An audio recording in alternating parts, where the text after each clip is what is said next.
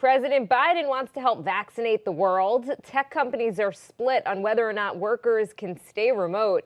And keeping up with the Kardashians coming to an end tonight. The cultural significance of the show. Thursday Need to Know. Let's go.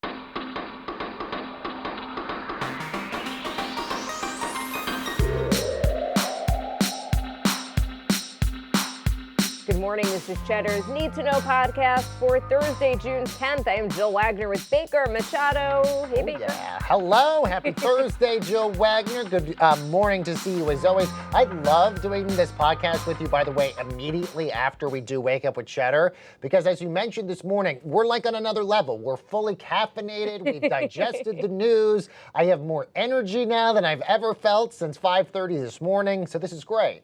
We're also going to perhaps, Baker, get a little pop-in from Carlo tomorrow. What? He and Baby and Becky all doing great. I spoke to him yesterday. We're going to see if we can make that happen. You know, everyone loves a pop-in, right, Baker? Oh, of course. Wait, so how would this work? Would he just like FaceTime in and you just like hold up your phone to this thing? How would this work? We're trying to figure it out. I think we're going to FaceTime today, and he said he's figured out how to record it, and we'll see if we could somehow slide that in. I think if anything, this proves, I'm sure he's incredibly happy as a dad, and I know he is, but I'm sure this also means he misses us dearly, and he desperately is trying to find every which way on paternity leave to come back to work. I'm like, Carlo, it's fine. I've updated everyone. Yeah, exactly. Like, stay on paternity leave. There's a reason why you're gone for a long time. Baker, this was a very good morning to be up early, at least in the Northeast in Canada. I don't know about you. Actually, I do know about you. But I caught a glimpse of the partial solar eclipse this morning. It peaked at 5:32 a.m. It was visible for about an hour. A solar eclipse, by the way, happens when the moon crosses between the sun and the earth. It blocks a portion of the sun's rays. This was called the Ring of Fire solar eclipse. And Baker, I know you did not see it because I texted you this morning asking you to take a photo of the eclipse because I wanted to use it in the newsletter. I was thinking you were going to walk to work, maybe get a nice view. And you wrote back, what solar eclipse? Yeah, I know. I felt so upset that, like, I didn't know that this was happening. And then you texted me at, like, 5:30 this morning, like, look and see if you could find it. And the sad part is it was super cloudy here in New York City, had all the buildings essentially covering the sun. So I didn't get to see this eclipse at all. Thank God there's visual proof that it actually happened, Jill. But there's very few things to get excited about at 5:30. An eclipse absolutely would be one of them. So in perfect Baker fashion, I didn't even get the chance to see it. More importantly, though, I did find out, Jill, you're not supposed to look at this eclipse. I don't know why I kept thinking maybe eclipses are different, because we remember those partial eclipses, you mean? Yeah, because we remember those photos of Donald Trump looking at the eclipse last year when they kept telling us, don't look at these eclipses, like especially without sunglasses on. And so I asked our producers if you could look at a partial eclipse, and they said no, please still do not. Right, because the sun's rays are just as strong. Right. But you don't think that they are because it's darker? Right, exactly. So good to know. Don't even look at this eclipse at all. There's supposed to be one more eclipse this year. Oh. So perhaps you'll get another chance. Yeah, and that eclipse with Donald Trump, I think it was a couple of years ago. Oh, you're right. It was a couple of years ago. All these days now just blend all together now. But it's felt like one long, I don't even know what. It has been a long eclipse for 4 years. Okay, President Biden is in the UK for the G7 summit. His message to the world, the U.S. is back. And part of that is vaccinating the world. So the White House has reached an agreement with pharma companies Pfizer and BioNTech to provide 500 million vaccines to about 100 countries over the coming year. President Biden set to formally announce that plan today. About 200 million doses are expected to be distributed this year and another 300 million in 2022. Also, the highly contagious Delta variant continuing to be an issue. It seems to be responsible for a small but growing number of new cases in the U.S. and the U.K. Former FDA Director Scott Gottlieb saying he thinks this new variant could be a threat this fall, but that people who are fully vaccinated or planning to receive 2 doses should be protected. Absolutely, Jill. They're already expecting the Delta variant to really wreak havoc and become the biggest the biggest strain here in the United States, especially in the South, especially come this fall. Some other big news this morning when it comes to vaccines. Moderna filed for emergency use authorization for their vaccine for kids between the ages of 12 and 17. Now, Moderna said back in May, Jill, that their vaccine was 100% effective in their studies of 12 to 17-year-olds. So it essentially makes Moderna now the second shot to demonstrate high efficacy in younger age groups. But we should note, even if this did get approved, it likely would not be done before the school year, which would be starting in September. And the other thing is that when it comes to vaccines at this point, as much as this is a big deal, the issue is not supply anymore here in the United States. It is demand. So that Pfizer vaccine already available for absolutely, Jill. There's so much supply. Some of them are expiring. There's, millions of Johnson & Johnson dosage that are going to be expiring at the end of this month. I do want to talk about the Olympics really quickly here, Jill, because the IOC says 80% of Tokyo-bound athletes have now been vaccinated. We talk so frequently about the Olympics happening here in just a few weeks. How could they be having it when this variant is wreaking havoc in Japan? IOC is pushing for the rest, essentially, of those 20% of athletes to still get their jabs. Foreign visitors, minus athletes and sports media, still forbidden from attending the games. We should note, Jill, I just looked a few moments ago, Japan still only has about 4% of their population fully vaccinated, but all indications are the Olympics are going to happen regardless.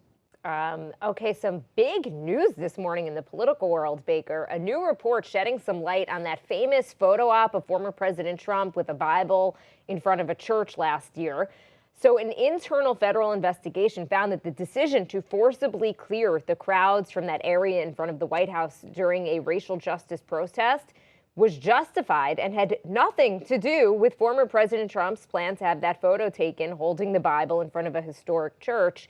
A report from the Interior Department's Inspector General found that the protesters were cleared so that a contractor could install new fencing. Now, as you may remember, the crowds were protesting against the death of George Floyd at the time. Police had used pepper spray and flashbangs to disperse the crowd. The former president then walked across Lafayette Park and delivered short remarks before posing with the Bible in front of the church.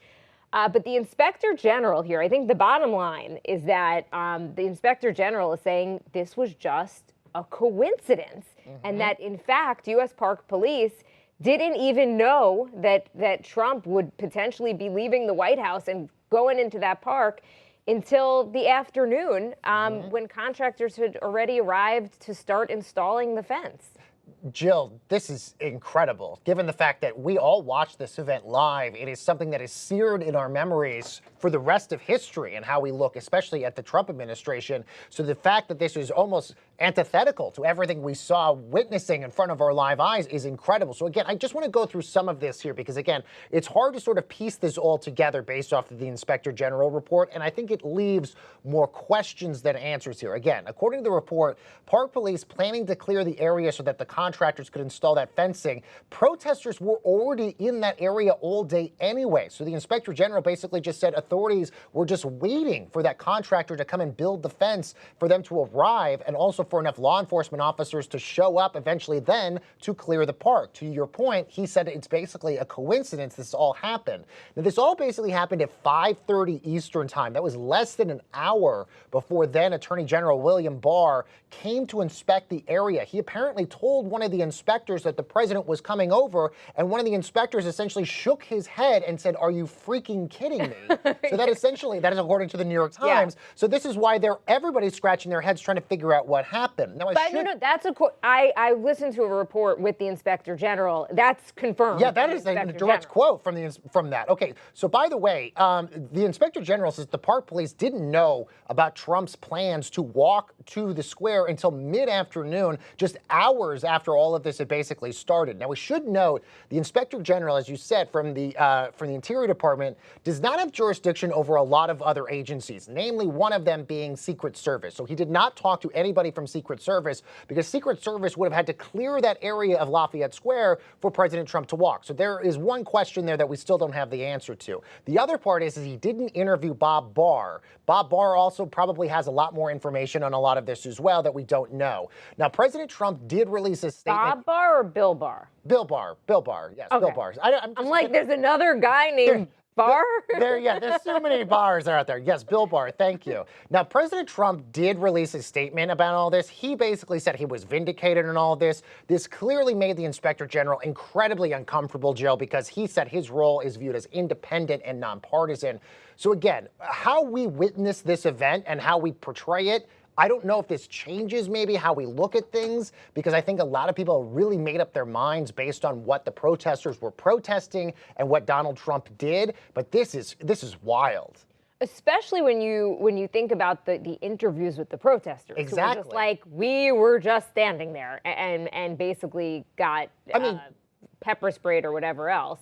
But I do think it really speaks to this important issue about the media jumping to conclusions. And I just remember so vividly watching CNN that night and watching Anderson Cooper basically ripping into Trump over this. And there's plenty to rip into Trump about, and you could rip it to Biden too about certain things or whatever. And there's fault to go around, but I don't know. It's like you just got to be careful. Right. Because sometimes things aren't what they look like. I don't know. I mean, I think you speak to a good point that there's still a lot of questions, and there are a lot of people out there who are just not even going to believe this report. Of course.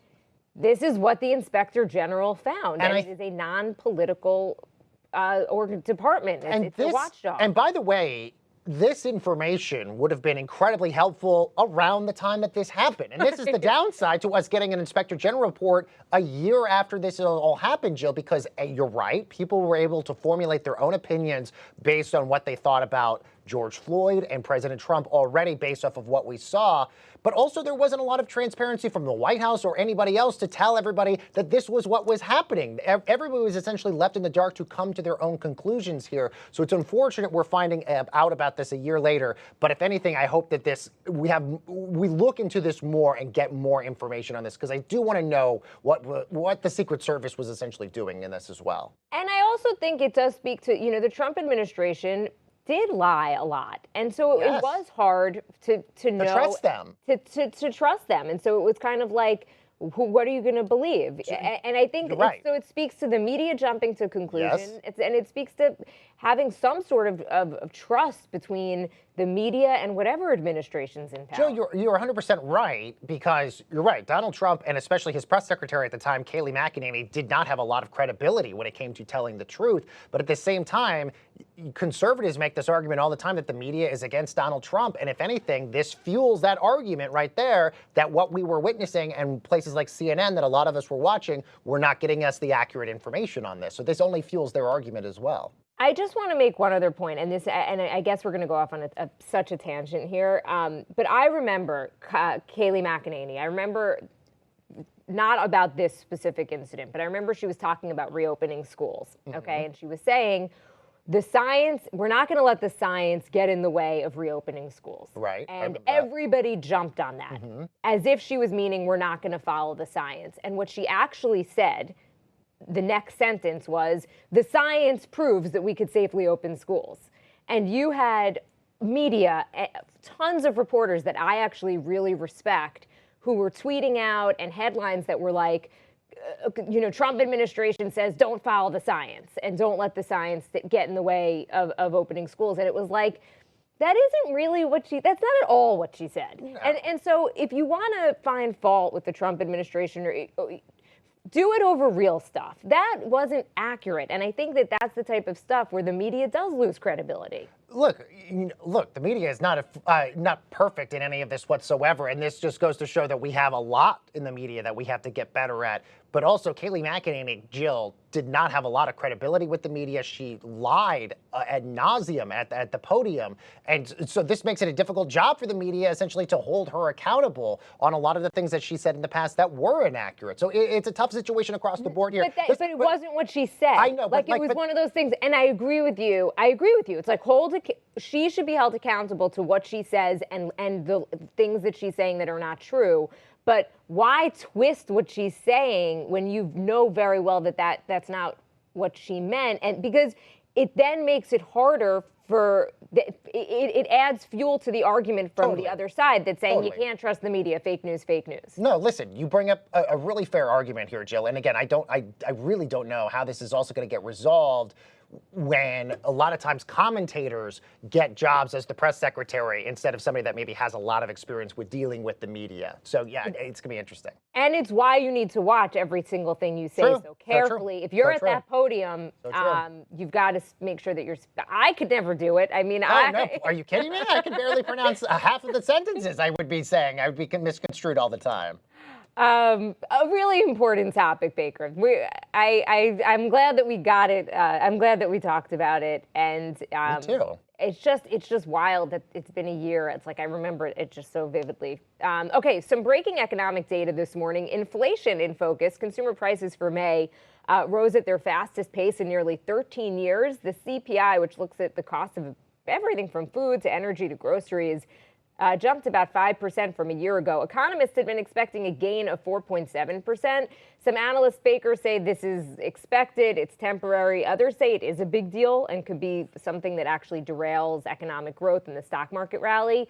But Wall Street appears to be shrugging off the report, at least as of this morning. Yeah, Jill, and of course, new this Thursday, we got the unemployment data. 376,000 Americans filed for unemployment benefits last week. A little bit better than expected, and it's obviously still trending in the right direction, but still astronomically high compared to what it was pre-pandemic. Again, 200,000 was what we were getting before the pandemic started, but this is still exponentially better than the 500,000 that we were averaging for most of the pandemic. Economists basically, Jill, are waiting for September. They've pushed things off for so long. Everybody kept thinking the summer was going to be sort of a good indicator about the health of the job market and the economy, but now everybody's sort of waiting for September to see if everybody's gotten the summer vacation done, they've gotten new jobs, seeing if layoffs have basically subsided here, and then also those extended unemployment benefits expiring in September as well. Has that basically delayed a lot of people from getting jobs because of those unemployment benefits? So September is kind of now basically the new barometer here. Speaking of jobs, Facebook is giving its employees the option to remain remote full-time. The social media company saying it told its roughly 60,000 employees that they can seek permission to remain at home or go to the office at least half of the time. Facebook says it will likely open most of its U.S. offices at half capacity in September, as you're saying with that kind of September date that we're watching, before fully reopening in October. CEO Mark Zuckerberg telling staff he plans to spend as much as half of next year working remotely. I guess if the big boss is home, I mean, it's okay yeah, for the exactly. workers to stay home. So true. By the way, this is a different story, though, for other industries and other companies, Jill. IBM is actually going to bring their employees back to the office. They had sent a memo to their employees about return starting on September the 7th. CNBC got the memo. They also said that the company is working on safety protocols for fully vaccinated individuals to return back to work so that way they don't have to wear masks in the office. Now, the memo didn't state whether IBM is going to offer a hybrid or remote option for people, but the plan will only apply to employees who work in regions where COVID cases are drastically lower. We should also note a lot of the big banks also saying all the employees come back to the office. There's not going to be this sort of remote work hybrid. And I say all of this, Jill, because Sundar Pichai, the CEO of Google, came out about a month or so ago when Google announced what their plans are going to be, which is basically 3 days of work in the office, 2 days a week you can work wherever you feel most comfortable. And Sundar Pichai essentially said the new working model should be flexibility. For all companies out there, it's going to be flexibility. Maybe you take a Zoom meeting in the morning and then come in later in the afternoon, or maybe you only work in the offices Tuesday, Wednesday, Thursday. It feels like that's going to be where things are going to move to, but that puts more pressure then on employers because we know about this job market. Everybody wants to hang on to as much of their employees and as they possibly can. So will this force companies like maybe these banks to have to change their policy to basically be more flexible for workers? I'm curious where things are a year from now or even 2 years from now, because as people come back, is there going to be that pressure to come back, right? Are you going to have FOMO, or if somebody gets promoted who's in the office primarily, is another employee going to think, maybe I need to actually get in there and get some FaceTime with my boss or my manager? What does this mean for mentorship? Right. I think more flexibility is wonderful, especially for working parents out there. But I just wonder how this eventually shakes out. Look, so I was thinking about this yesterday because I was having a conversation with somebody about this. You talk to somebody besides me, babe? About this, especially about this. I have a very boring life when I'm talking about what the job and work from home life is going to be like. Jill, basically everybody's basically going to spend the rest of the summer reacclimating back to life again. Basically going back out, having dinner, seeing friends, enjoying life again. And then starting in September, essentially, people will then have gotten back to their normal life again, that they'll be like, okay, maybe I can go back to the office because I've basically experienced what life is back again. If you force employees maybe to come to the office right now, I think there's a hesitancy because you don't know what the COVID situation is going to be like in the office. There's still mask mandates in a lot of buildings right now. We still haven't vaccinated herd immunity yet to get to 70% yet. So there's still a lot of uneasiness for a lot of people to come back to the office right now. But maybe the goal will be that as more things get back to normal and people start to get back their lives, they then, starting in September, will be like, oh, going back to the office doesn't sound like such a bad idea anymore. We shall see. Yeah. A friend of mine told me that she commuted from Long Island into the city yesterday, and it was 2 hours. Oh. It took her 2 hours. And that's the whole thing. It's like that's 2 hours of her life that she's not going to be able to get back, where she could have actually been working from home and be more productive. Jill, so many people left the city, you, and other people as well, that it's going to bring up a whole new thing for people, because now all of a sudden they realize that at one of our social media managers, Allie Ellis, I saw her yesterday, she moved to Jersey during the pandemic from the city, and she was telling me yesterday it took her over an hour to get to the office. So now all of a sudden people now have to recalibrate getting back to the office now, and how much more that's adding to their life now as a result. I mean, that is, for some people, 2 and 4 hours a day of commute time. I'm still, though, bullish on office life, because I especially depending on the industry, but creative workplaces like ours, I like collaborating in person. I don't know. Jill, there's nothing better. Nothing is more productive than having a one-on-one conversation with people. You get more done when you're in a room with other people than you do on Zoom. But I also feel like Zoom and these Google Hangouts and all these other sorts of meetings that you're doing virtually are here to stay. I mean, I think there's going to be people that maybe do morning meetings over Zoom now. Okay, and Baker, we tend to avoid Kardashian news here on the Need2Know podcast, but this is big. It is the end of an era. The final episode of Keeping Up with the Kardashians airs tonight. 20 seasons with this famous family coming to its bittersweet end. But this is not, of course, the last we're going to see of the Kardashian-Jenner clan. Bravo's Andy Cohen will be hosting a reunion special, and the Kardashians and the Jenners have a new reality show in the works. It's set to debut later this year on Hulu. Baker, and again, we tend not to go into the Kardashians that much, but you cannot underestimate the cultural significance of this show. Jill, people can't believe that this lasted for as long as it did. They changed the TV landscape. They went for 38 total seasons, Jill. 9 different spinoffs came from this, 440 episodes. The show was bringing in about $180 million in advertising. Variety said back in 2017 on their last contract that they signed with the E! Network, they made $100 million from that. This essentially now has Kim and Kylie as close as you could possibly get to billionaire status. Jill, my previous job before Cheddar, I worked at the E! Network, and so much of my everyday life was, what is this family doing? Who's having a baby? You coordinate with weddings, all of this stuff, Jill. By the way, I still have Kim Kardashian's personal email address in my phone right now. What is it? I'm not going to tell you. I can't tell you because I know everybody will email her. But look, this was a time where my day was all about the Kardashians. And to your point about cultural phenomenon, this family started from a sex tape, Jill. I mean, yes, they did start in the OJ days because the dad, Robert Kardashian, represented OJ. But really, from a cultural perspective, we all know this family from Kim Kardashian's sex tape that she had with Ray J. We forget she used to be Paris Hilton's personal assistant back in the day. And this is not... I didn't know that. Yes, but when Paris Hilton was like the it thing back in the day, Kim Kardashian was her personal assistant. And look, they're not done. Hulu is now basically creating a new show for them. So this is only an end of an era at E! Which, by the way, I don't even know what E! is going to be without the Kardashians. But they're moving to Hulu. And also, we might see Kim Kardashian run for office one day. She has really struck a chord when it comes to the criminal justice system. Who knows what the rest of the girls are going to be up to as well. Caitlyn Jenner is running for governor in California. Kris Jenner, obviously the matriarch in this entire family, obviously has a lot of... She's going to rule the world. She has her hands on a lot of different things right now. So this is not the end of the family by no stretch of the imagination, but no doubt it is an end of an era at the E! Network. This show, I remember Kendall and Kylie were like little toddlers when this show first started.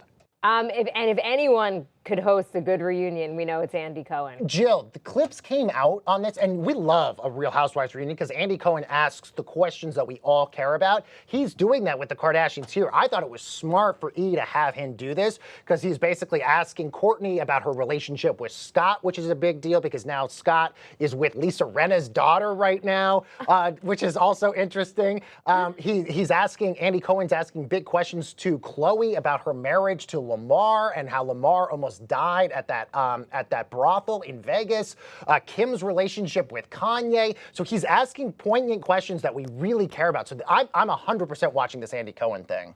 Okay, we've got to end it there. We went a little bit long today because we just had a lot going on. Again, tomorrow we may get a Carlo update, which is super exciting. Can't wait. We miss him. We really do. Okay, that is what you need to know for Thursday, June 10th.